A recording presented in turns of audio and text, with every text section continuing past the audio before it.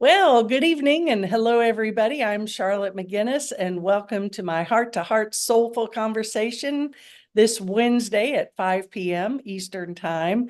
And today I am delighted. This has been so much fun just catching up the past 15 minutes with a very dear friend of mine from 30 years plus ago.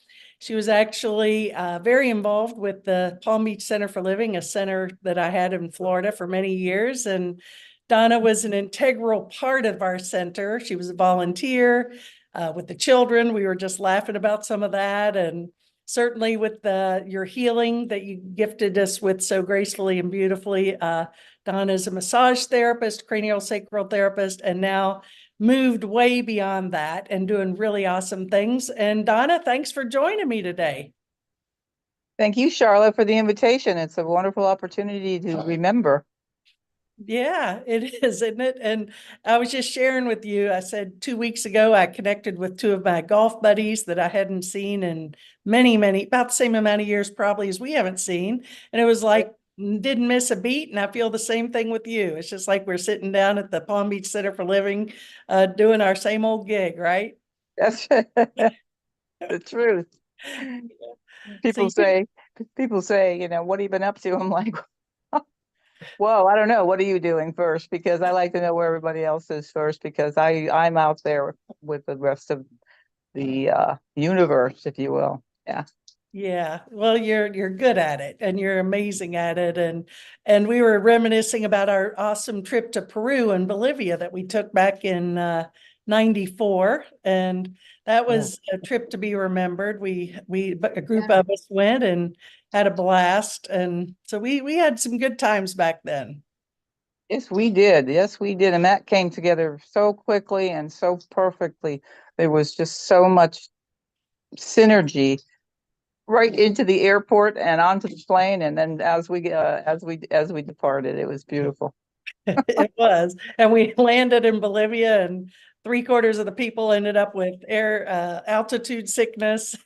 But anyway, we made it through and we had a blast, and that was a good thing. But Right. yeah, yeah. So, and I will get those pictures for you, by the way. I can't find them to be honest, but Oh I will. yeah, But I anyway, appreciate that. Yeah. Well, that altitude sickness, I was like, why is everybody sick? I didn't understand. And then I thought, I better make sure that I don't get sick. So started doing the protocol, but we didn't need it. yes, I didn't get it there. The second time when Ellen and I went to Peru and hiked Inca Trail, I got it bad, but we were really high elevation then. Yeah, you were way up. Yeah, it was 10 years later. But anyway, and here I didn't expect to go off on this tangent, but you, me, Ellen, and Nadia hiked up to Huayna Picchu. Remember Yeah. that? And Yes. now, when you look at the pictures of that, I'm like, what were we crazy? And it's this wide and it's a drop down, and we did it. Seriously, Yeah, 2 feet wide, 2 feet wide, taking the corners. with a drop of 10 million feet. But not really, but it seemed that way. And we And did it. you were leading. And you were leading. I remember that. Yeah. Well, you all are stupid to follow me there. I enjoyed it. Yeah. Why I'm here today. That's right. We survived that. Well, going on one of the highlights was really going down the Amazon. Remember that? And then we Oh landed yes. at that beautiful place in the rainforest in the middle, late evening. And then we went out on those canoes the next day and they asked who knew how to do a canoe. And I said, me. So those things are about this wide and and then there were anacondas in the river. Oh my gosh, that was crazy. But we did survive that trip. Yes. Yes. It was so early in the morning. I think it might have, what is it, like 4 a.m. or something, Yeah. or 3 a.m. And it was pitch black. There are no lights, by the way, if for anyone who hasn't been there in the Amazon, there are no lights. No electricity, nothing. Yeah. Yeah.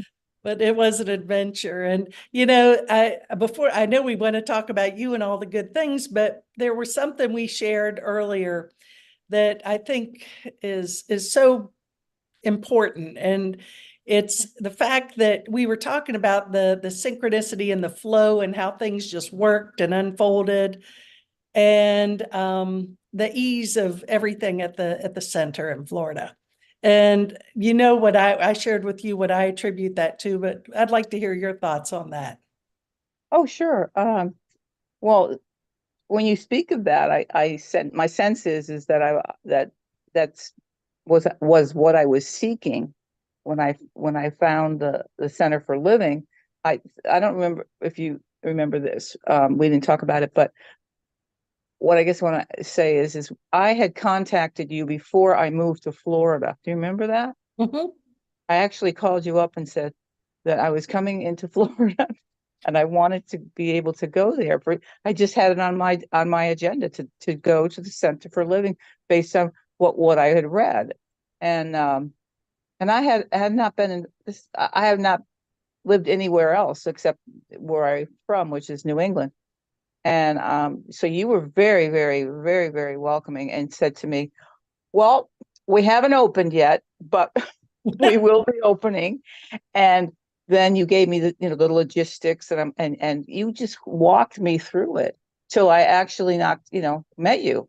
And I'm like, I'm just saying, I think that was so incredible for me to have that experience by myself, with someone that I didn't even know that I felt connected to and through the spirit. And I thought to myself, I think I'm going to stay here for a while. Well, and you're still there. I'm the one that got the hell out of Dodge. You're still Still there. here. You left, but I stayed. No, it was definitely a great for those of you listening, the Palm Beach Center for Living was really miraculous how that whole thing unfolded and came to be. It was one of Marianne Williamson's centers. She had one in Los Angeles, New York, Manhattan, and I was so inspired by her work, which was she was working with the HIV/AIDS community and offering them spiritual support. And so we started there, but we branched out into Yeah. nursing homes and families and children Oh, and we did. The uh, communities, the AIDS communities, bringing food and mhm, helping the children, the young, the very young children, because the mothers of those children were ill. And, we got attached to that. I know I did. Two right. boys, two I boys. remember you were, Yeah. you were ready to take a couple of them home. I remember that. I, Yeah. They were adorable. And then of yeah. course we can't forget Ma Jaya. She was a big mentor of ours, and she took us all through the process of learning to be with these people and visit the sick and the needy. And here we are, 30 years Yeah. later, still doing work a little differently, but still in service. Well, on the Center for Living, when you asked me the question, what was my impression and so forth, you know, I just thought that you had been doing this for years for some reason, because it felt like it just fell into place and everything was just, you know, synchronistic. And then when you opened up the center, uh, the miracles course, Mhm.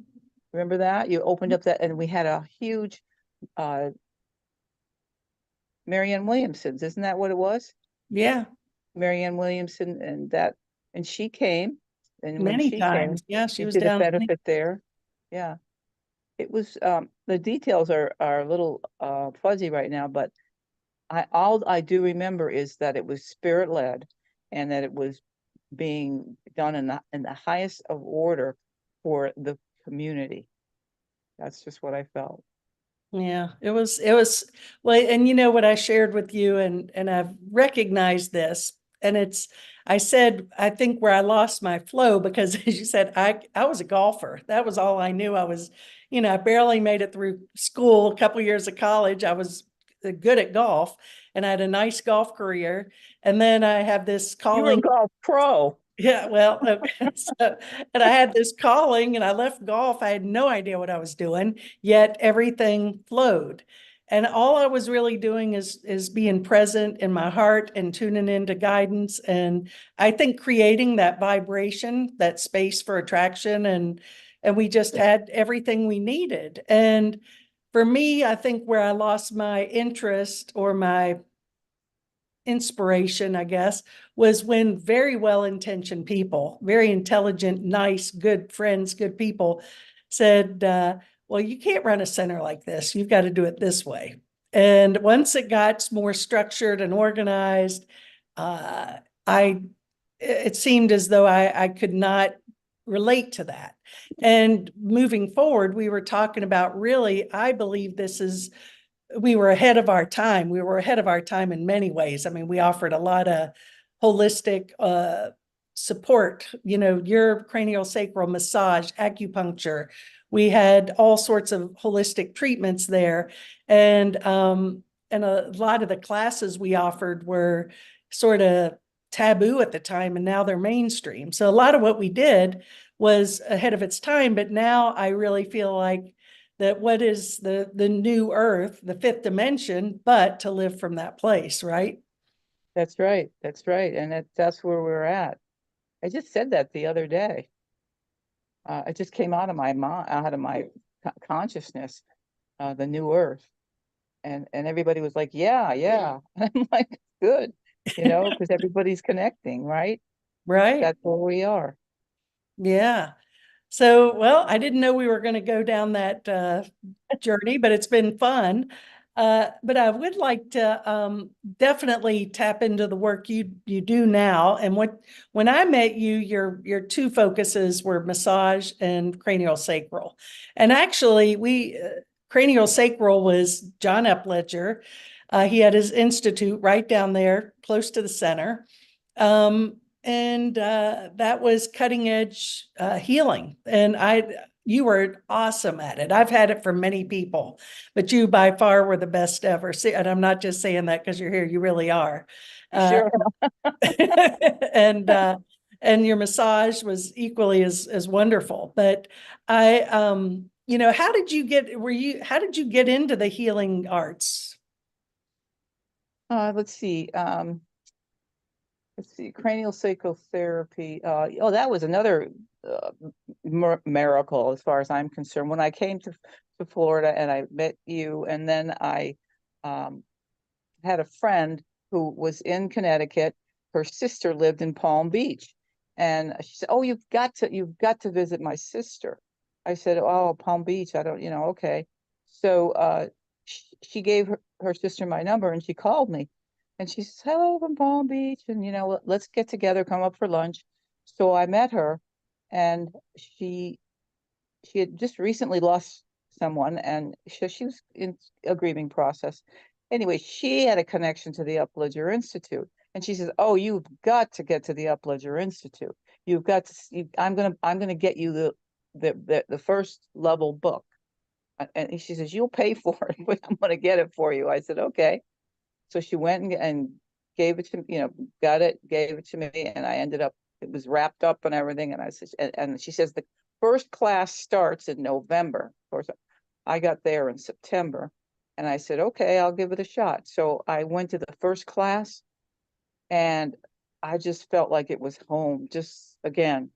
And I'm like, okay. And 8 years later, I was still working at the Pleasure Institute. But So that was amazing. And you worked directly with John too, right? The founder. yes, yes, he had quite a broad reach, if you will. Mhm. He went to Europe, and the Europeans are way ahead of us holistically, and he went over there, and he met. To this day, those people are still affiliated with the institute, and they're teachers, and they're certified and so forth, by him. And he just went way beyond where we were in the United States, and he found the people that would help him do that. And remember Rockefeller, the Senator Oh, Rockefeller? sure. Oh, yeah, absolutely. Yeah, they were like this.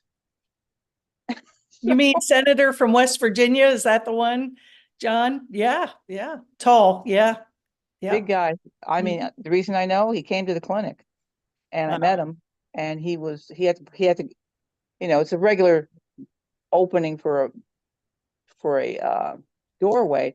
He had to come down into the room, Mm. and I said, "How is he going to get on a table?" Yeah, exactly. So anyway, it worked out.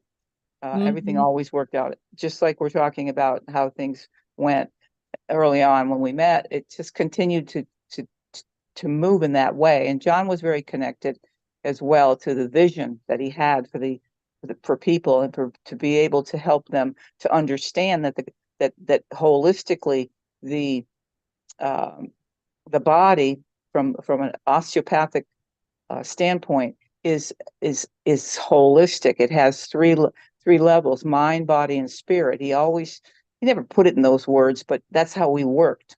You know, we first work with the body, and then we talk to the patients and understand where they are in their minds, and then work with that field of awareness with the spirit.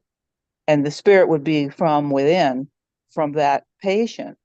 So we had to have the ability to understand, without asking questions too much, how to work with that touch. It's a very light touch. It's 5 grams, the weight of a nickel, which is nothing. But when you're when you're holding hands and stuff, or when you're putting your hand on someone, you don't have a lot of pressure, and you don't need a lot of pressure. So that's what John coined, the 5 gram touch with craniosacral therapy. Right. Well, and having had it with you, I think you were the first person that I had it with. It is very gentle. That 5 grams is very minimal, but yet the movements that your body makes from that are remarkable. I mean, you can just like take somebody very gently and practically bend them in half. Well, once they're in their fluid system, which is the craniosacral fluid-based system, then they're elevated into another space. We all are. It's like prayer work, you get elevated when we pray. And it's the same thing when we're accessing that system. It's fluid-based. And so it goes through the body, up through into the brain, and into the nervous, from the nervous system, the innermost layers, all the way into the cranium. And so it's allowing people to have an experience in their body that is freeing, and that it allows them to let go of things. Some people have an emotional release. Some just get so relaxed they fall asleep. Others just go inward and really feel something very sacred for themselves. And it's individual. It's not. I mean, you couldn't. John wrote a book about it. Several of his patients that he treated, and he wrote it, and he got permission to write about it, and he wrote about it, and it's called The Inner Physician in You. And that was allowing people to touch base with a healer within themselves. So that's why it's so special, and it continues to be that way. With people are constantly changing, unless our minds just. I went on to study the brain and the body from a psychological standpoint once I understood what John was doing, and John also was involved in psychology as well. And the brain is functioning more like on top of all the activities that are going on, and the mind actually has the ability to sustain patterns. Like we get up in the morning, we eat breakfast. Those are all patterns, and so that comes from the mind, and we develop that because we make choices. We choose to do that, and so when let's just say that we need a little assistance to move through a situation. Well, maybe we will change that pattern. Maybe we need to change the pattern of healing into a healing pattern instead of a unhealthy pattern. And that's how the body can let go of a pattern, and also allow those fluids to not erase the pattern, but actually change the pattern. And because it's fluid, like you look at a river, and the river flows all the time. You never see it stopping until it gets low. You can see it, but what's going on all the time is there's a constant movement underneath going on all the time in the river, and the basin is changed, the foundation of the river is changed, but we don't necessarily look at it that way. But it's the same thing in the body.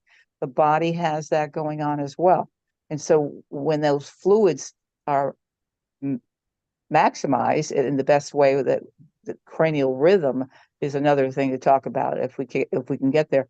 If we find that the fluids are moving slow, and the person is lethargic and they're not feeling well, then we might ask the situation if the person would want this to be changing. And if that's the case, the mind changes that.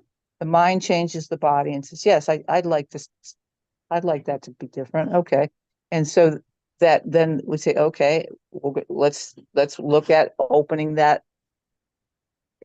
rhythm. It's a wave-like motion. I don't know if you can see my hands, but it's a wave-like motion, and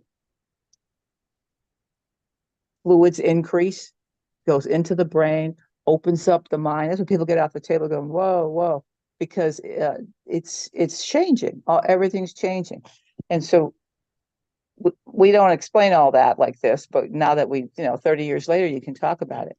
But it is a simple, major transformation for a person.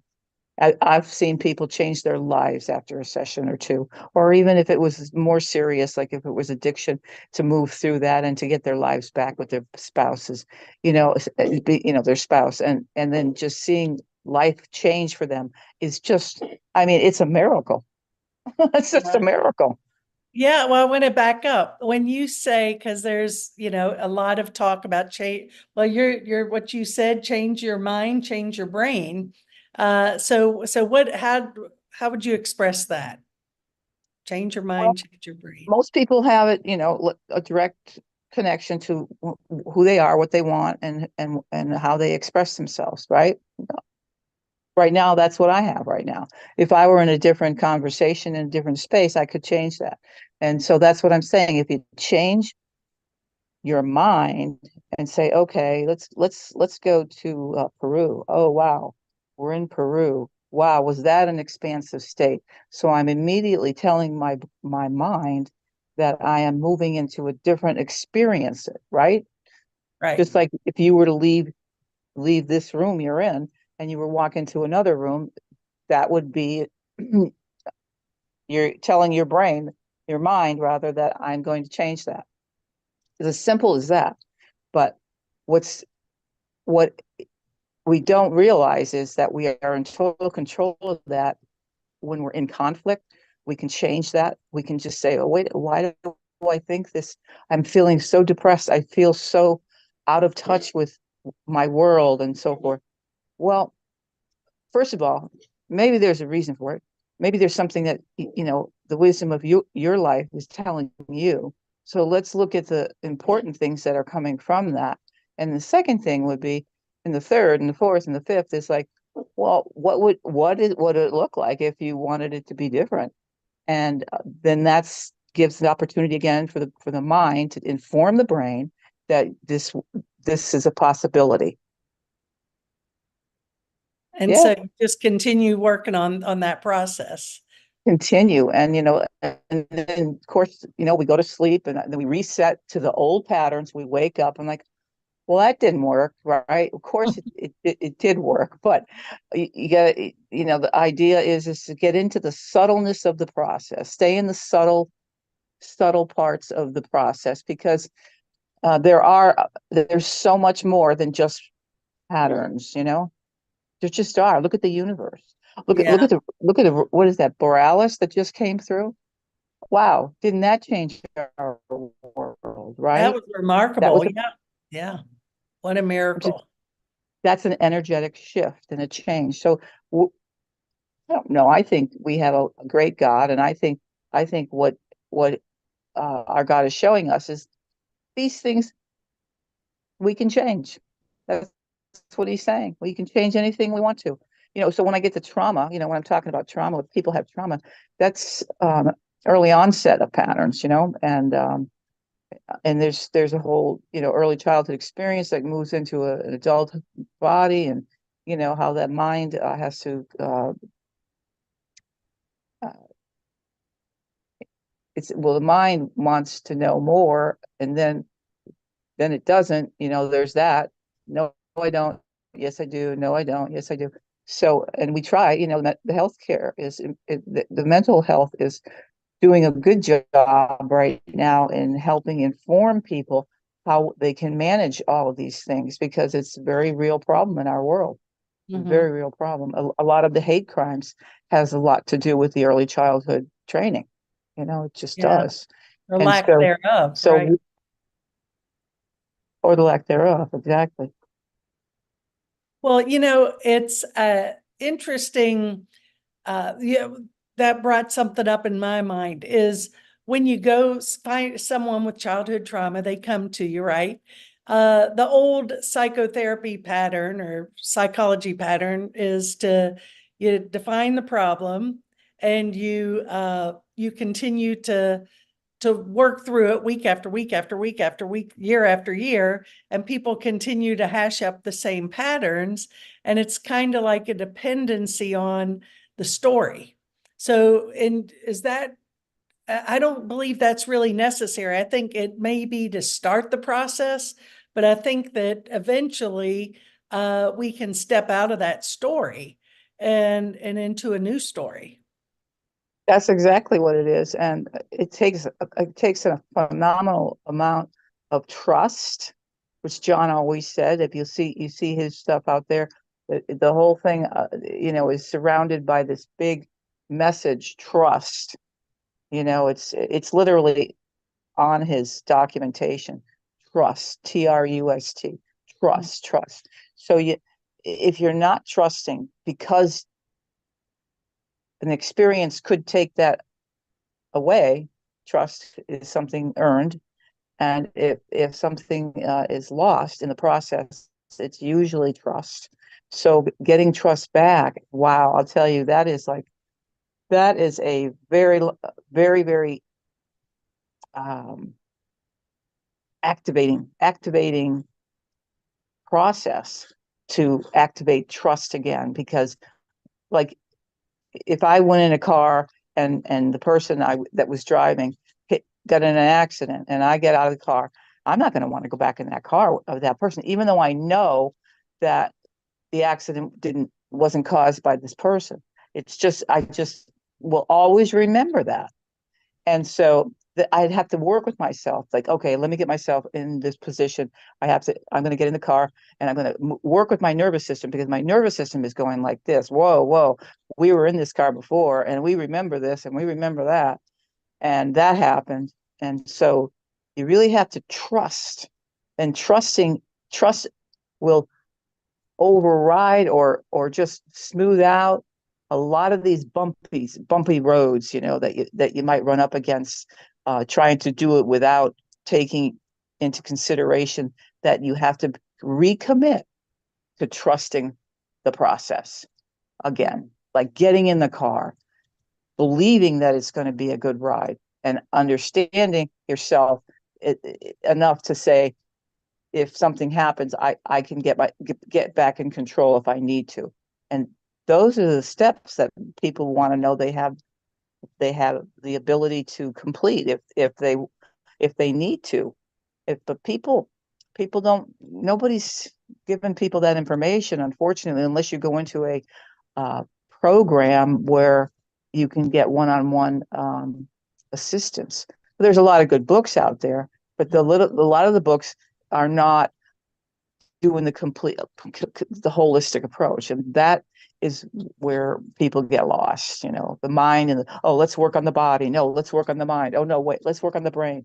It's really one whole unit. It's never separate, ever. It's Right. never separate.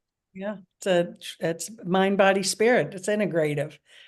And well, there's such sadly, so many young kids, particularly, and adults are struggling now. I mean, planet Earth's tough, but I feel so sorry for the younger set. These kids are, they're not able to handle life. A lot of them, when they're kids, they end up getting put on these drugs, whatever they are, and Yeah. they're never really taught life skills. They're suicidal, they're anorexic, they're angry, they're everything else. And I mean, what do you think created that pattern? It's I don't see these kids feel hopeless in a lot of the degrees. And not only what do you think started that, but what's the answer? I mean, how can these kids climb out of this? It's out there big time. Well, they got to trust somebody. If they can't trust their parents, they're going to find somebody else. And parents can get in trouble too. They get in trouble with things and they don't know, they get lost. So it's good for I like that the school systems are keeping track of young people. There's um, certain signs that they look for. I'm not sure that they're really executing really as well as they could because they get so scared. The people that are administrating this, which is fear, right? You can't have fear in this process. And so the best thing is for a parent, I guess, or anyone in that situation, is to understand that this world around us is full of errors. It's completely full of errors. And if you run up against one, you just try to understand that there are a lot of mistakes in our world. There just are. I mean, I didn't grow up knowing that, but I know it now.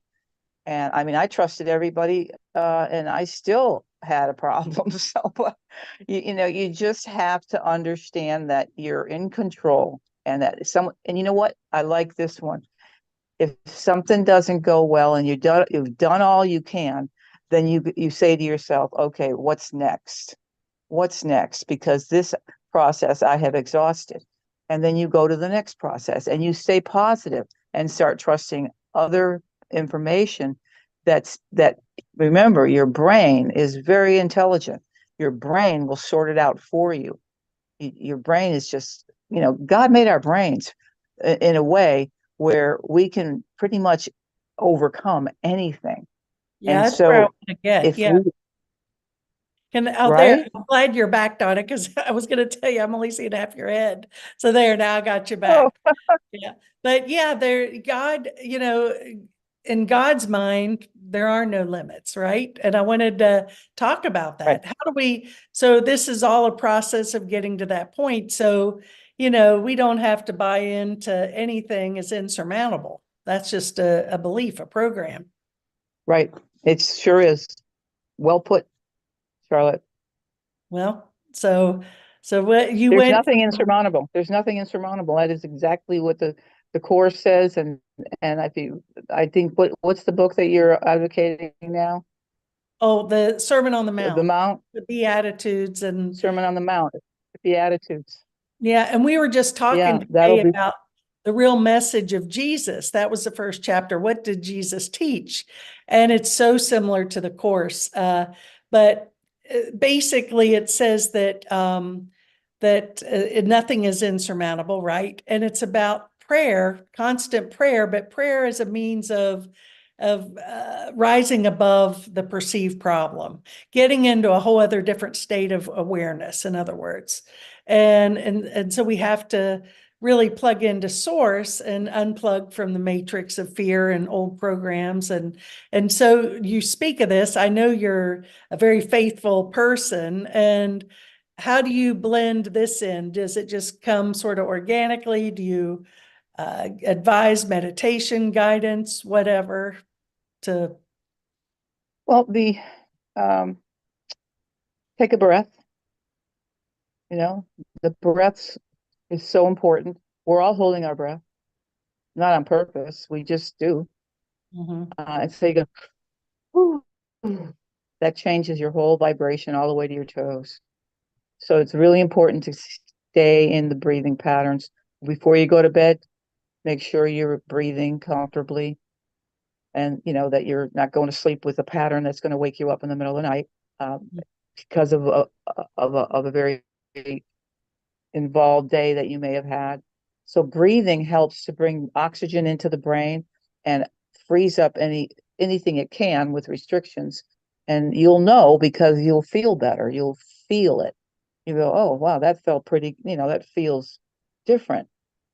Then you're back into the driver's seat of your life. All these patterns do not rule you. They just do not.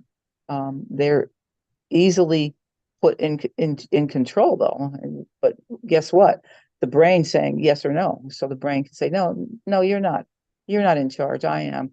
And that means that I'm going to make this phone call, even though I'm feeling a little uncomfortable. I'm going to make this phone call because I know it's the right thing to do.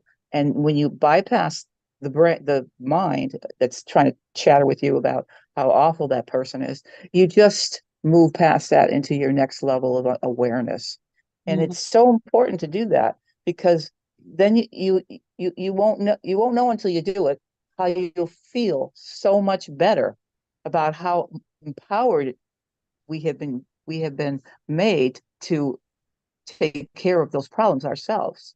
And we don't need all this, healthcare. So we just don't need it all.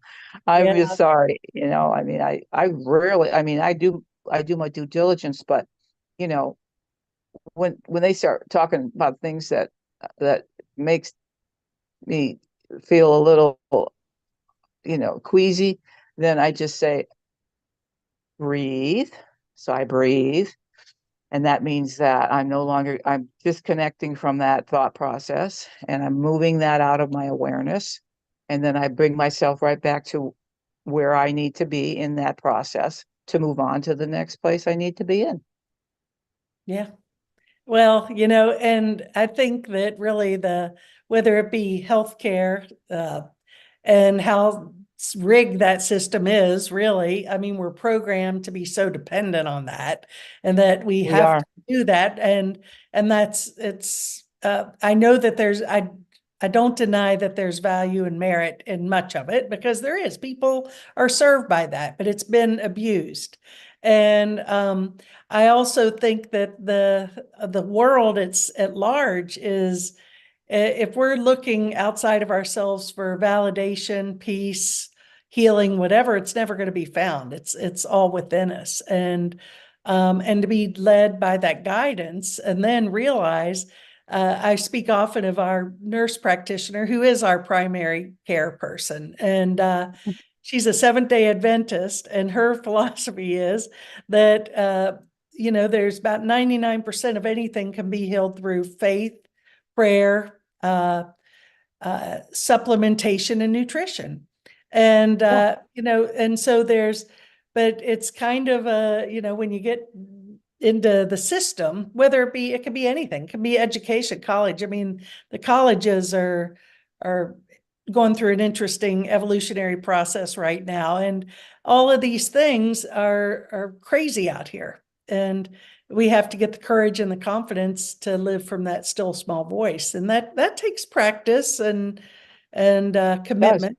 Yeah, because It I does. think we're hooked pretty big into the matrix of fear, and that we got to have this, we got to have that, do this, do that.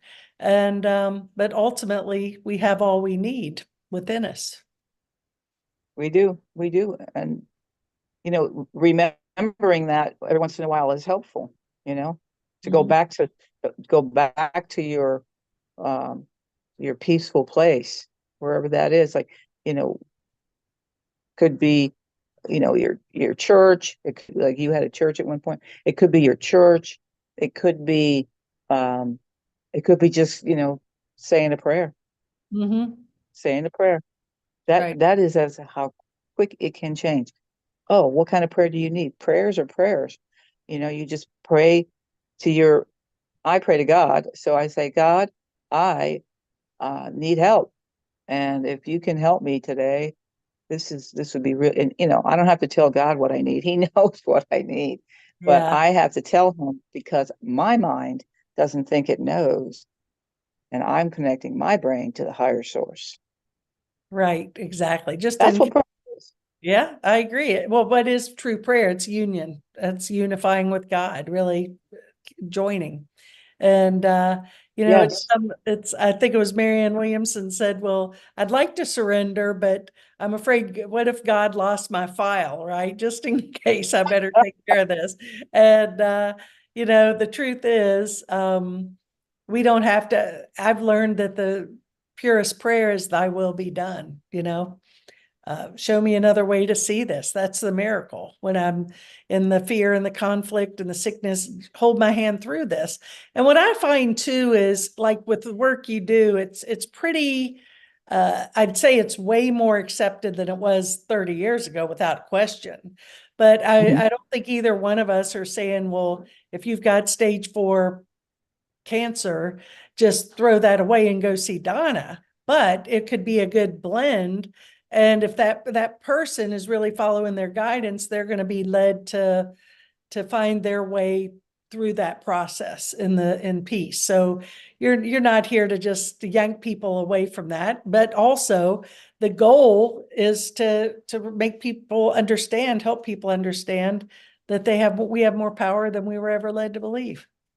Yeah, and there's more information out there too. Nowadays, there wasn't before. Now, if someone has, stage 4, that is a gut problem. I mean, believe it or not, I mean, a lot of people say, well, how do you know that? You just look it up, and you just look it up, stage 4 gut, and you'll get all the information you need. But basically, if your gut is not clearing and processing properly, then the cells are not getting what they need. And so they start to do things that are weird, and they get reprogrammed, and those become cancer cells. And those are the ones that need to be removed. That's what the medical model does. They remove those things. They turn into tumors. They have to be removed. That's really the simplest way, but it's much more complicated. But the cells have to be cleaned. We have to purify our cells. And so that's the gut. And it doesn't mean you can't eat, sugar is a tough one, because sugar is really an enemy to us. But if you do, fine, offset it, get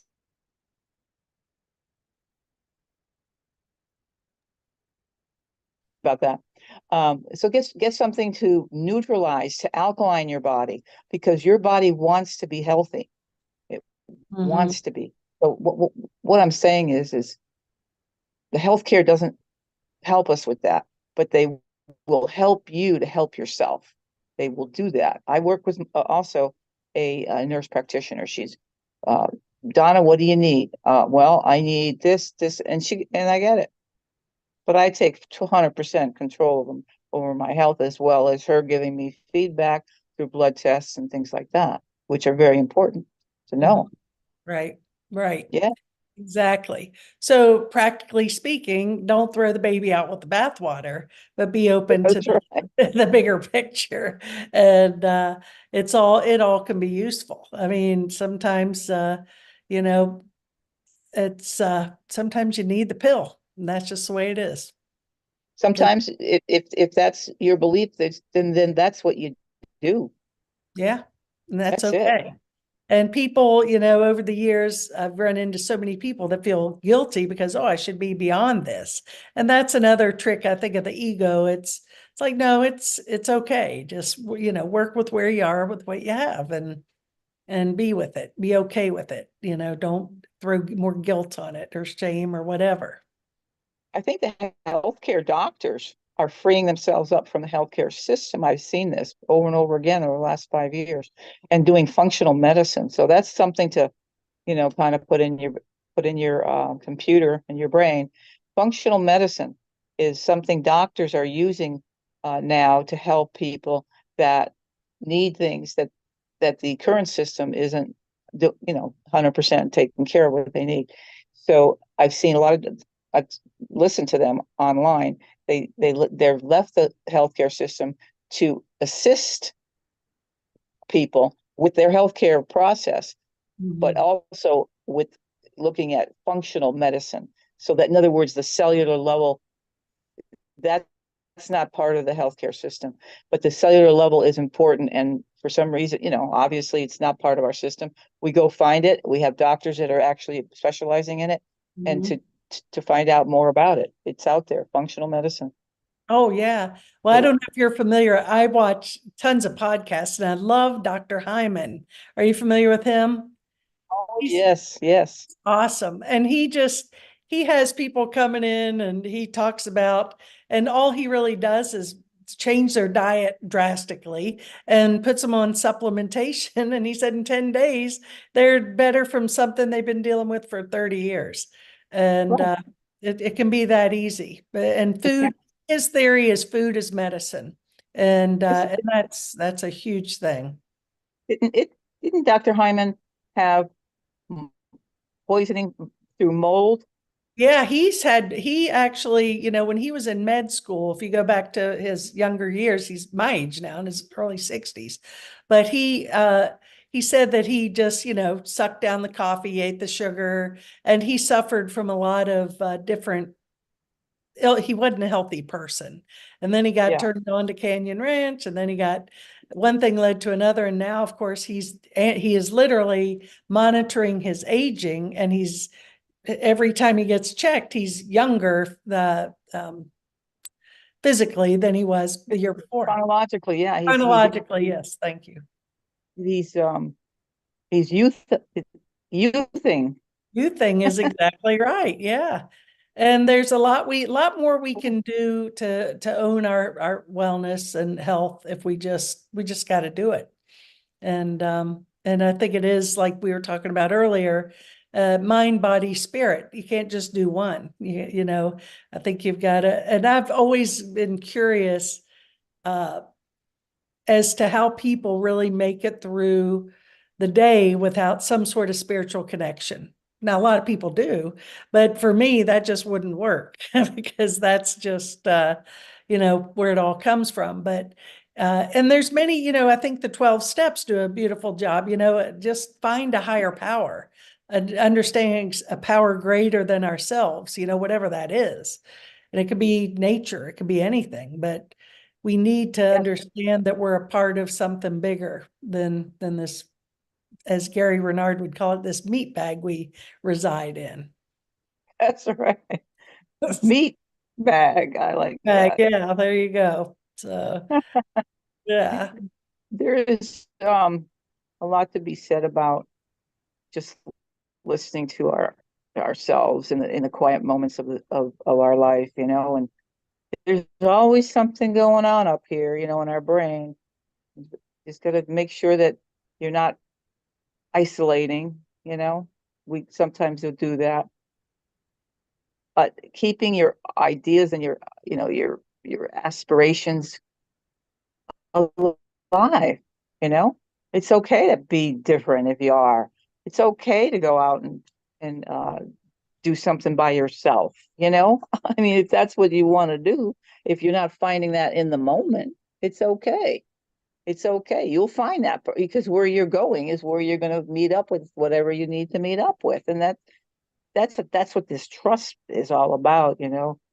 We can move out of our own, what is it, four walls, we say, and just Mhm. experience life a little differently. If we don't like what's going on, change it. Yeah, that's right. And we literally can. We're not a victim of anything. We accept our own thinking and our own Amen. willingness to step Amen. out. Yeah. So any other wise words or anything you want to share? You just throw it out there about anything. um your next course, the Sermon on the Mount, is happening, right? Right. Yeah. Tell us a And little bit about that. yeah. Well, okay, I'll do it. Well, actually, I have now that I have the floor to promote. I'm gonna get the So, book, so so anyway, I'll also say that anyone out there listening, I haven't done this in a while, but Saturday at 10 a.m., I'm doing a 1 hour introduction to A Course in Miracles, which just, it's anybody at any level. If you're curious, if you're a longtime student, there be something you'll pick up there. I just go into the history, where it came from, all that. Everything's on my website, charlottemcginnis.com. But back to your Sermon on the Mount, we started today. It's not too late for anybody to join us next week. Again, the login's on my website, charlottemcginnis.com. And you can get the book. It's Sermon on the Mount by Emmett Fox. And the first chapter was, What Did Jesus Teach? We did that today. It was fabulous. It's it's really, one of the people in the group, Arlene, said, I'm surprised they haven't dragged him from, meaning Emmett, from down the street by the toenails for some of the things he's claiming in this. But it to me speaks so true, because Jesus was not here to create a religion. He was not a man of doctrine or dogma. He was a human who walked the earth in love and as an example of what's possible for all of us. And he did, he didn't turn the water in the wine or not. These are parables of really, I think, possibility thinking and getting us out of that limit. And that's what the miracle is raising our field of what's possible. And that's through prayer. And prayer is really connection with source. So it's a fabulous book. It's 8 weeks. Today was the first week. Amazon, you can order the book. You can buy it at your store. You might even have it on your bookshelf.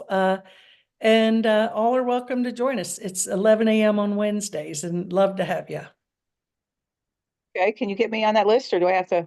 I will put you on the list. Yes, of Okay, course. that's good. So Didn't you know. ordered the book? Yeah, love to have you. I could do that. Jesus, speaking of Jesus, he was kind of put into a situation. He didn't have any choice either, His father said, hey, you need to do this for me. Okay, what am I supposed to do? He goes, well, do what you think you should, and I mean, listen, that's us. We're doing this on this planet. And so, Mhm. sorry. So, I mean, that's, if you read the parables and so forth, or if you even read the scriptures, I mean, the New King James, for example, is a lot easier to read, but it tells a story that Jesus ran into the same problems that we're running into today, the very same problems, Mhm. very same problems. People didn't like him. They thought he was pompous, that he thought he knew everything, and he never even did any of that. But he just was different. Mhm. Different. And Yeah. that's how he was regarded. And today we have that same problem, and that's why we're having all these unfortunate wars and things, because we don't think, our thinking is messed up. It's really messed up. We're Mhm. thinking that we should, you know, that we should bomb them because they are, not doing what we do. I mean, it's like, what the heck? Yeah. What kind of thinking is that? And Jesus had that same problem. I mean, that's why they nailed him. They nailed him literally, Mhm. because they couldn't figure him out. Yeah. Well, people's light is a threat to Yes. darkness and agendas. And he did get in the way. And, my experience has been, I've been attacked for more of the good things I've done than the not so good things I've done. So it just comes with the territory, I guess. Yes, And it does. yeah, and He making rose. yeah, that's well, and that's what it's all about. But this whole idea of wars and conflict and everything in the world, the last book study, now that we're talking about those, we just had a couple months ago, Holy Moments, which was really why, the short, simple answer to this, holy moments are really moments inspired by love. And that the more holy moments we have within our own life, the more we look for love and inspiration and live from that place, we're bringing that into the world. And that's lifting the whole vibe of everybody. I call that the quantum soup or whatever. So if we could, there's a lot we can do just by creating our own holy moments. And it's real tempting, I think, to all of these leaders doing these wars or whatever they're doing. And then the spiritual people I know have to side up and say, well, they're the good guys and these are the evildoers. And it's real tempting to get in there and want to judge. And so I always have to bring myself back and say, okay, I bless everybody. There's a line in the Course of Miracles that says, I don't know what anything, including this, is for. Therefore, I won't use my past to guide me in this. So it's just bless everything, heal yourself, get into that vibration of purity of spirit, of oneness with God and each other, and let the rest take care of itself. Yeah, then see what happens there. And Yeah. in that EGO, edging God out, is Mhm. you know, I don't know what that was ever for. I don't know why God did that, but That that that's a whole story that God never did that. We fell asleep. We're just dreaming this dream of duality when it's not even real. And so we're Oh, so Jerry's here watching. She just ordered the book. And so anyway, yeah, but the thing is, how do we undo the ego or awaken from the dream, move from duality to oneness, non-duality, or wake up to the truth? Those more holy moments. Every moment, I think, every single moment, it's been said that, for example, we have 10,000 thoughts in a day, right? And mm, 99.999% of those are the same thoughts in my mind from yesterday. And if I don't change my mind, as you talked about, right, I'm going to create the right, same stuff. So what we're here to do is to really invite the Holy Spirit into every moment and ask the Holy Spirit to purify my thoughts and guide me and lead me and direct me. And the more we do that, we're lifting that veil and realizing, this is interesting. It's a whole different view from above the battleground, as the Course talks about. And right. yeah, and do you spend any time at Upledger anymore? No, I have my own own office right now. Upledger did pass away in 2012, and I Mhm. think what they're doing now is, holding the vision and so forth. But I do have my own office in Stewart. Yeah, so how do people get in touch with you if they're interested in a session? And Um, Donna, that's my first name. S as in Sam, UARES.com. that's easy enough, DonnaSuares.com. And there's all sorts of great information. It's a nice website. So Thank good you. job. And you've come a long way since the Palm Beach Center for Living days, Donna. Done a lot of good work. And great to connect with you. And Thanks. hopefully we'll do this again and our paths will cross maybe in person one of these days. Yep, hopefully, yes, God will plan that for us and we'll do it. That's a deal. Well, Donna, thank you so much. It was a pleasure. Great to see you and many blessings. And thanks everyone for tuning in and share it with your friends if you feel inspired to do so. Take care, everybody. Thank you, Donna. Thank you, Charlotte.